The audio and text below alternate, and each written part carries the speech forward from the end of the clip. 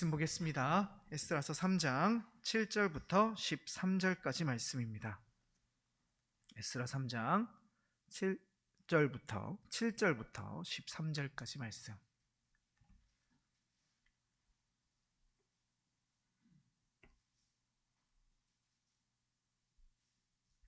에스더 3장 7절부터 13절까지 말씀 한 절씩 교독하겠습니다. 이에 석수와 목수에게 돈을 주고 또 시돈 사람과 두로 사람에게 먹을 것과 마실 것과 기름을 주고 바사왕 고레스의 명령대로 백향목을 레바논에서 욥바 해변까지 운송하게 하였더라.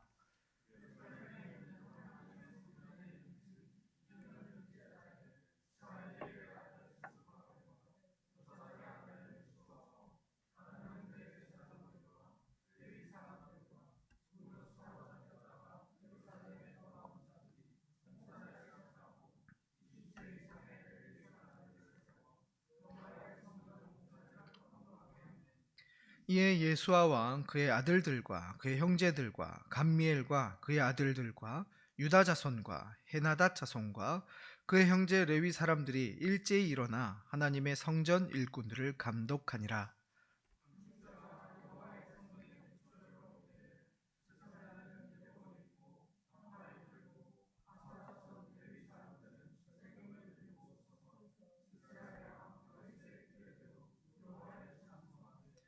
찬양으로 화답하며 여호와께 감사하여 이르되 주는 지극히 선하심으로 그의 인자하심이 이스라엘에게 영원하시도다 하니 모든 백성이 여호와의 성전 기초가 놓임을 보고 여호와를 찬송하며 큰 소리로 즐거이 부르며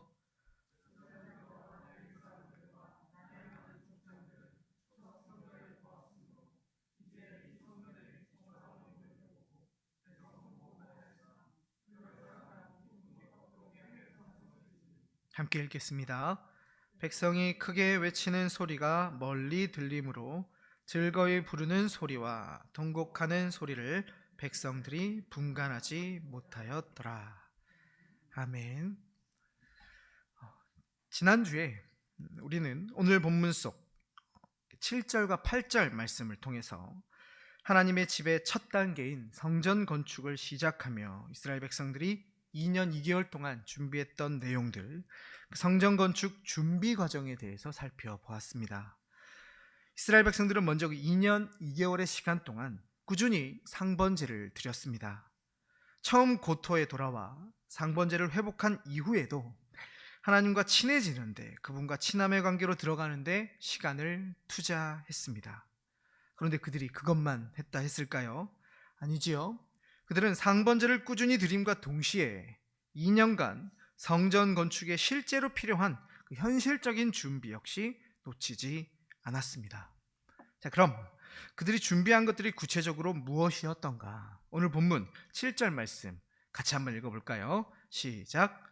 이에 석수와 목수에게 돈을 주고 또 시돈 사람과 두로 사람에게 먹을 것과 마실 것과 기름을 주고 바사왕 고레스의 명령대로 백향목을 레바논에서 욥바 해변까지 운송하게 하였더라. 자, 일할 사람, 석수, 목수들을 돈을 줘서 고용합니다. 성전의 주 재료가 되는 레바논의 백향목을 시돈 사람, 두로 사람에게 대가를 지불하고 공수해 오고 있습니다. 자, 그런데 그 대가가 무엇이라고 묘사하지요? 먹을 것, 마실 것, 기름을 줍니다. 그리고 그렇게 레바논에서 가져온 백향목을 욥바 해변까지 운송하게 했다. 준비 과정을 자세하게, 세세하게 기록하고 있습니다. 지난주에 살핀 대로 단지 2년 2개월간 재료들을 준비하고 건축을 시작하려 한다, 이렇게 간단하게 적어도 되는데 왜 굳이 대가로 무엇을 지불했는지, 어떻게 그 재료들을 받았는지 자세하게 설명하고 있을까요? 이렇게 자세하게 기록하는 저자의 의도가 과연 무엇이겠습니까? 성경을 쓸 때 잉크가 남아 돌아서 성경을 기록하는데 분량을 채우려고 이렇게 자세히 기록을 하는 걸까요?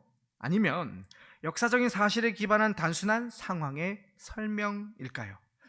여기서 우리가 지금 읽고 있는 이 본문이 하나님의 영감된 말씀, 성경이라는 것을 잊어서는 안 될 것입니다. 특별히 우리 개혁주의는 완전 축자 영감설을 받아들입니다. 성경의 영감설에는 크게 두 부류가 있습니다. 먼저 한 부류는 영감의 방법, 곧 하나님께서 성경 저자들에게 어떤 방식으로 영감하셨는지로 구분되는 영감설들이 있습니다.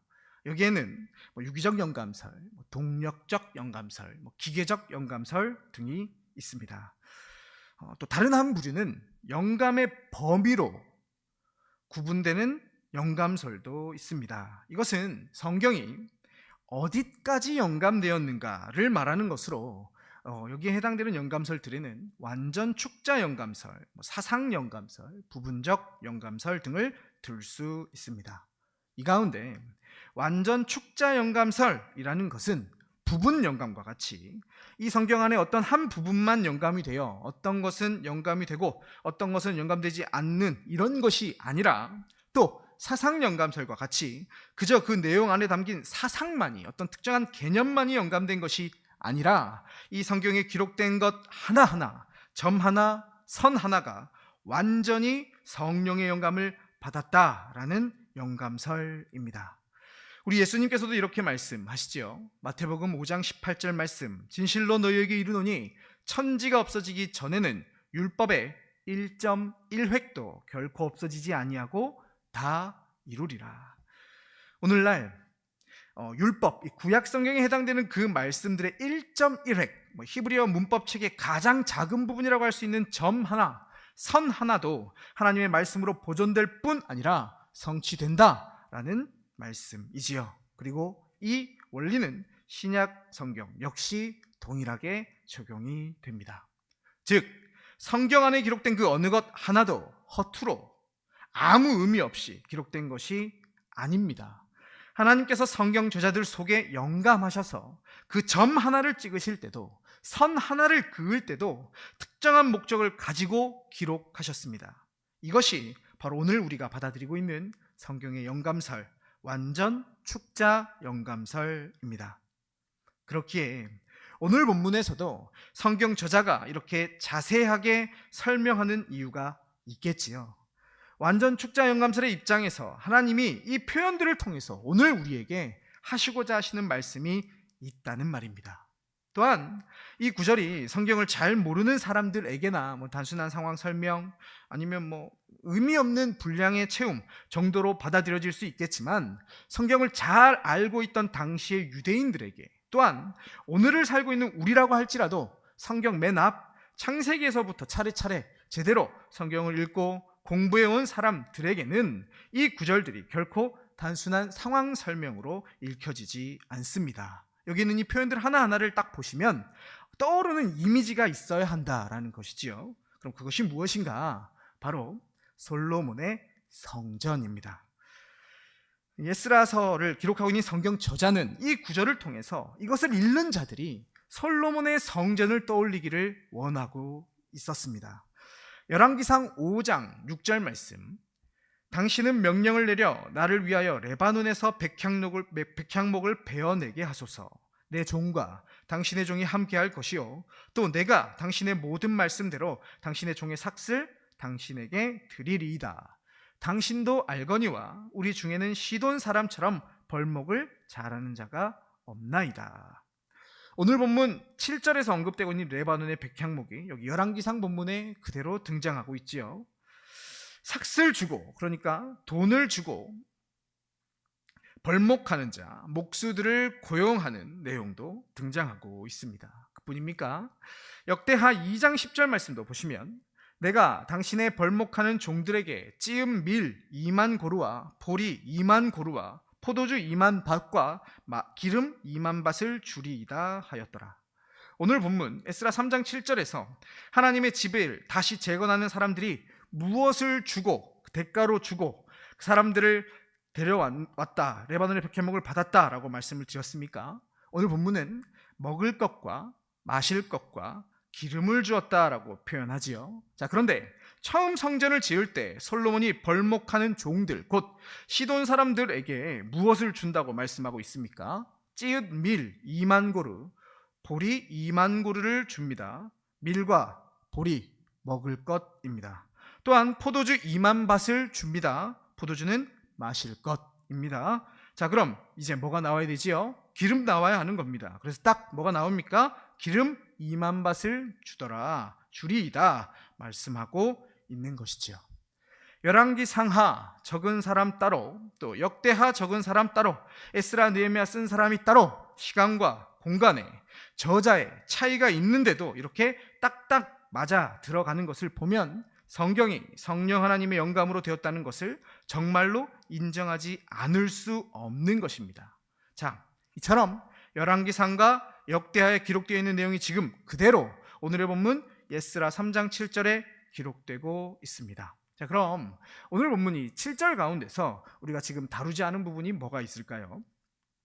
다시 7절 말씀 보시면 목수 이야기 나오고 또 시돈 사람 얘기도 나왔습니다. 먹을 것, 마실 것, 기름도 나오고 레바논의 백향목도 나왔어요. 바사왕 고레스의 명령이라는 것을 1장에서 충분히 살펴보았으니 그냥 넘어가더라도 이것 하나 설명 안 했네요. 그렇죠? 욥바 해변까지 운송하게 하였다. 욥바 해변에 대한 부분들을 안 다뤘습니다. 그럼 여기 7절 본문이 앞선 솔로몬의 성전을 보여주는 장치라면 이 본문을 읽는 사람들이 솔로몬의 성전을 떠올릴 수 있도록 하나하나 기록하고 있는 것이라면 이 욥바 해변에 대한 솔로몬 성전은 또 어떤 연관이 있는가?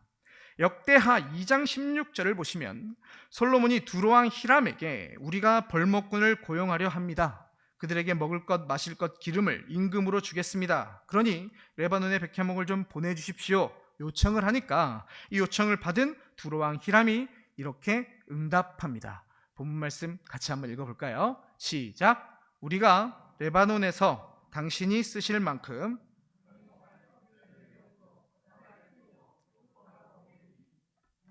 제목들을 예루살렘으로 올리소서 하였더라. 욥바 해변으로 보냈다라는 것이지요. 자, 보십시오. 돈 주고 목수 고용하는 것에서부터 레바논의 백향목, 두로 사람, 시돈 사람, 먹을 것, 마실 것, 기름의 욥바 해변까지 오늘 본문이 7절에 기록된 그 전부가 그 단어 하나하나가 지금 솔로몬의 성전을 떠올릴 수밖에 없도록 혹시나 놓칠까봐 힌트를 또 주고 또 주고 또 주고 있습니다. 솔로몬의 성전을 떠올려라. 지금 짓고 있는 이 성전은 솔로몬의 성전과 연결된다라는 점을 그 사인들을 저자가 계속해서 보내주고 있는 것이죠. 이러한 저자의 사인은 이후 구절들에서도 계속 확인이 됩니다. 오늘 본문 8절 말씀. 예루살렘에 있는 하나님의 성전에 이른 지 2년 둘째 달에 스알디엘의 아들 수룹바벨과 요사닥의 아들 예수아와 다른 형제 제사장들과 레위 사람들과 무릇 사로잡혔다가 예루살렘에 돌아온 자들이 공사를 시작하고 20세 이상의 레위 사람들을 세워 여호와의 성전 공사를 감독하게 하매. 여호와의 성전, 하나님의 집에 이른 지 2년 둘째 달에 성전 건축이 시작됩니다. 여기 이 둘째 달이라는 이 시점도 지난주에 특별히 언급을 하진 않았습니다만 솔로몬의 성전을 연상케 하는 시기입니다. 열왕기상 6장 1절 말씀. 이스라엘 자손이 애굽 땅에서 나온 지 480년이요 솔로몬이 이스라엘 왕이 된 지 4년 15월 곧 둘째 달에 솔로몬이 여호와를 위하여 성전 건축하기를 시작하였더라. 솔로몬이 언제 성전 건축을 시작했다고 말씀합니까? 이스라엘 왕이 된 지 4년 15월 곧 둘째 달에 시작했다라는 것이지요.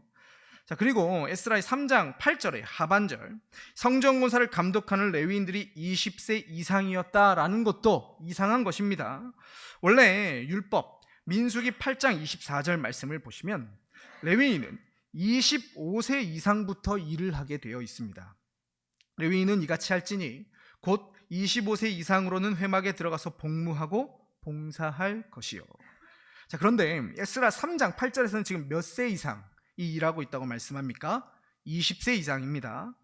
이스라엘 백성들에게 있어서 유일한 법, 율법, 민수기에 기록된 기준인 25세보다 5살 떨어뜨려서 20세 이상이 일하게 하고 있습니다. 이것도 역시 솔로몬의 성전을 떠올리게 하는 부분이죠. 민수기 때부터 쭉 레위인들은 25세 이상이 일을 했습니다. 그럼 그동안 쭉 25세 이상이 일하던 레위인들이 언제 어느 시점부터 20세부터 일하게 되었던가? 역대상 23장 24절부터 27절 말씀 보실까요? 자, 이는 다 레위 자손이니 그 조상의 가문을 따라 계수된 이름이 기록되고 여호와의 성전에서 섬기는 일을 하는 20세 이상 된 우두머리들이라. 다윗이 이르기를 이스라엘 하나님 여호와께서 평강을 그의 백성에게 주시고 예루살렘에 영원히 거하시나니 레위 사람이 다시는 성막과 그 가운데에서 쓰는 모든 기구를 맬 필요가 없다 한지라. 다윗의 유언대로 레위 자손이 20세 이상으로 계수되었으니. 다윗의 유언대로 계수되고 이 솔로몬의 성전을 섬기면서부터 레위인의 봉사 나이가 기존의 25세 이상에서 20세 이상으로 수정되고 있는 것을 우리가 본문을 통해, 성경을 통해 확인하게 됩니다. 자, 그렇다면 왜 오늘 본문은 끊임없이 솔로몬의 성전을 떠올리게 하고 있는 것일까요? 왜 당시 성전 건축을 했던 사람들은 솔로몬의 성전에 사용되었던 재료들을 똑같이 준비하고 심지어 그 재료들을 대가를 지불함에 있어서도 동일한 품목들, 먹을 것, 마실 것, 기름을 주고 주고받을 때 사용한 항구도 욥바 해변으로 동일하게 하고 성전을 건축하는 시기도 딱 둘째 달로 맞추며 일하는 사람들도 20세 이상의 레위인들로 하고, 도대체 왜 길을 쓰고 솔로몬의 성전과의 연속성을 가지려고 노력하고 있는 것일까요? 그 이유는 이어지는 구절을 보면 확인하게 됩니다. 본문 10절 말씀입니다. 이 말씀 같이 한번 읽어볼까요? 본문 10절 시작. 건축자가 여호와의 성전의 기초를 놓을 때에 제사장들은 예복을 입고 나팔을 들고 아삽 자손 레위 사람들은 제금을 들고 서서 이스라엘 왕 다윗의 규례대로 여호와를 찬송하되. 자, 여기 보시면 여호와의 성전의 기초를 놓을 때에 제사장들이 예복을 입고 나팔을 들고 아삽 자손 레위 사람들은 제금을 들고 서서 찬송을 했다라고 기록하고 있습니다. 자, 그럼 그들이 찬송을 했는데 어떤 가사로 찬송을 했던가? 11절 찬양으로 화답하며 여호와께 감사하여 이르되 주는 지극히 선하심으로 그의 인자하심이 이스라엘에게 영원하시도다 하니 모든 백성이 여호와의 성전 기초가 놓임을 보고 여호와를 찬송하며 큰 소리로 즐거이 부르며. 찬송의 가사를 보시면 주는 지극히 선하심으로 그의 인자하심이 이스라엘에게 영원하시도다 라고 찬송합니다. 자, 그럼 이 찬송은 언제 불려졌던가? 역대하 5장 13절 말씀. 나팔 부는 자와 노래하는 자들이 일제히 소리를 내어 여호와를 찬송하며 감사하는데 나팔 불고 제금 치고 모든 악기를 울리며 소리를 높여 여호와를 찬송하여 이르되 선하시도다 그의 자비하심이 영원히 있도다 하매 그때 여호와의 전에 구름이 가득한지라. 개역 개정으로는 차이가 있는 듯 보이지만 히브리어 원문을 보시면 완벽하게 동일한 구절로 찬송이 되고 있습니다. 선하시도다 그의 인자하심이 영원히 있도다. 솔로몬이 성전을 완공하고 부른 찬송 가운데 그 가사가 오늘 본문에서도 동일하게 불려지고 있는 것이지요. 자, 그리고 여기가 핵심입니다. 이 찬송이 불려질 때 어떤 일이 일어났던가? 하반절 말씀 보시면 그때에 여호와의 전에 구름이 가득한지라 라고 말씀합니다. 여호와의 전, 곧 성전의 구름, 여호와의 하나님의 임재를 상징하는 그 영광의 구름이 가득했더라 라는 것이지요. 자, 이것이 오늘 본문의 성경 기자가 지독하게 드러내고자 했던 솔로몬 성전 이미지가 담고 있는 의미입니다. 이것이 이스라엘 백성들이 그렇게 하나하나 확인하여 솔로몬의 성전과의 연속성을 가지려고 발버둥 쳤던 이유입니다. 여호와의 전에 구름이 가득한 것. 비록 무너져서 다시 짓고 있는 상황이지만 자신들이 짓는 이 성전에도 솔로몬의 성전에 구름으로 임재하셨던 그 하나님의 임재가 있기를 바라면서 기대하면서 성전을 짓고 있었다라는 것이죠.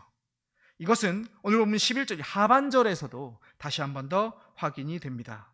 이 말씀 하반절 보시면 그들이 찬송하면서 큰 소리로 즐거이 불렀다라고 표현을 합니다. 이 표현 역시 단순히 소리를 지르면서 즐거워했다라는 의미가 아니라 매우 특수한 경우에 등장하는 의미심장한 표현입니다. 이것과 똑같은 표현이 여호수아서 6장 5절, 여호수아서 6장 20절, 그리고 사무엘상 4장 5절과 6절에 사용되고 있습니다. 이 말씀은 같이 한번 찾아볼까요? 사무엘상 4장 말씀입니다. 사무엘상 4장 같이 한번 찾아보겠습니다.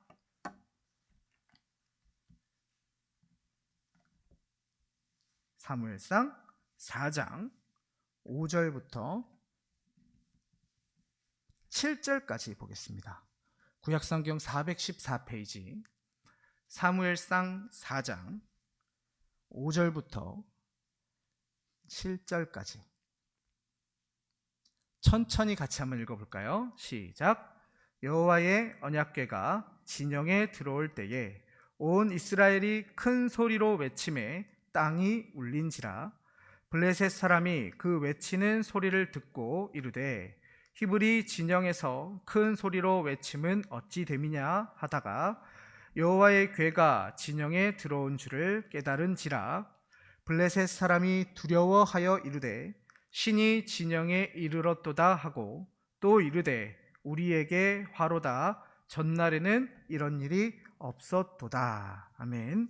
여기에서 그들이 큰 소리로 외친다라는 표현이 오늘 본문에서 큰 소리로 즐거이 불렀다라는 표현과 히브리어 원문상 동일한 표현입니다. 그러니까 이 표현들은 모두 하나님이 임재하실 때, 하나님이 나타나실 때, 하나님 임재를 환영하는 환호성을 가리킬 때 사용되는 표현이라는 것이지요. 물론 사무엘상 이 상황 속에서는 여호와의 언약궤가 왔습니다만 그들은 결국 패배하고 맙니다만은 어찌됐든 이스라엘 백성들이 이렇게 큰 소리로 즐거이 부를 때, 큰 소리로 외친다라는 이 표현 역시 그들이 하나님의 임재를 환영하는 환호성으로서 하나님께 올려드릴 때 사용되는 표현이었다라는 말입니다. 이처럼 이스라엘 백성들은 성전의 기초를 놓는 가운데 그리고 계속되는 성전을 짓는 과정 가운데 솔로몬의 성전을 기억하면서 더 정확하게는 그 성전에 임하셨던 하나님의 임재를 갈망하고 하나님의 임재를 기대하며 그 모든 과정들을 밟았다라는 말입니다. 자, 그럼 이것이 오늘 우리에게 어떻게 적용이 되는가? 하나님의 집의 첫 번째 단계인 성전은 많은 것을 이야기할 수 있겠지만 다른 무엇보다도 예배를 상징한다 말씀드릴 수 있겠습니다. 성전은 하나님의 임재의 장소이면서 동시에 하나님께 제사를 드리는 예배의 장소였기 때문이지요. 자, 그럼 그 예배를 회복하는 모든 과정 가운데 이스라엘 백성들에겐 철저하게 어떤 기대가 있었다라는 말일까요? 하나님의 임재를 갈망하는 기대가 그들 가운데 있었다라는 것이지요. 이것이 바로 오늘 우리에게 그대로 적용이 되는 겁니다. 시대를 넘어 첫 솔로몬 성전 시대의 예배에도 에스라 느헤미야 시대에 무너진 성전을 다시 짓고 있던 그 시대의 예배에도 그리고 오늘을 살고 있는 우리에게 이르기까지 예배에는 이러한 기대, 갈망이 담겨 있어야 한다라는 것입니다. 무슨 기대인가? 하나님의 임재를 향한 기대, 하나님의 임재를 갈망하는 기대, 그 기대가 있어야 한다라는 겁니다. 우리 한우리 교회가 주일에 함께 모여 주를 예배할 때에도 하나님의 임재에 대한 그 간절한 기대가 있어야만 합니다. 우리는 어떤 마음으로 주일에 교회에 나오고 또 예배를 드리고 있을까요? 매주 우리가 함께 예배하는 그 가운데 하나님의 그 영광의 구름이 가득하고 있습니까? 만약 그렇지 않다면 예배를 통해 이곳에서 드려지는 그 찬양과 기도와 말씀을 통해 하나님의 임재를 우리가 경험하고 있지 못하다면 우리의 예배는 어딘가 무너져 있는 것입니다. 하나님의 임재를 향해서 솔로몬의 성전에 여호와의 구름이 가득했던 것과 같이 우리의 예배 역시도 동일한 기대, 하나님의 임재를 향한 기대를 품고 하나하나 다시 세워져야 합니다. 우리 개개인이 예배에 참석하는 그 마음에서부터 예배 순서, 기도면 기도, 찬양이면 찬양, 봉헌이면 봉헌, 그 모든 순서, 그 예배에 하나님의 임재가 있기를 간절히 바라며 우리의 예배를 개혁해 나가야 하는 것입니다. 우리 모두가 이러한 기대를 가지고 예배하는 사람들이 되기를 소원합니다. 그냥 오랫동안 교회를 나와왔기에 지난주에도 왔고 작년에도 왔고 다음 주에도 올 것이고 1년 뒤에도 올 것이니까 타성에 젖어 그저 주일에 그냥 오는 것이 아니라 그 기대를 품고 하나님의 인재, 하나님의 영광의 구름을 내가 경험하리라 라는 그 갈망을 품고 주의 전으로 나오는 우리가 되기를 소원합니다. 뿐만 아니라 우리의 예배가 날로 그 임재를 드러내는 방식으로, 그 임재를 받아내는 방식으로 개혁되어 나가길 소원해 봅니다. 매주 이곳에 드려지는 우리 하늘의 교회 예배를 통해 이곳에 앉아있는 우리 모두가 하나님의 영광의 구름이 가득한 것을 볼 수 있기를, 우리의 예배가 우리 하나님의 임재가 가득한 그런 예배가 되어 가기를 시간 주님의 이름으로 축복합니다. 시간 함께 찬송하고 기도하겠습니다.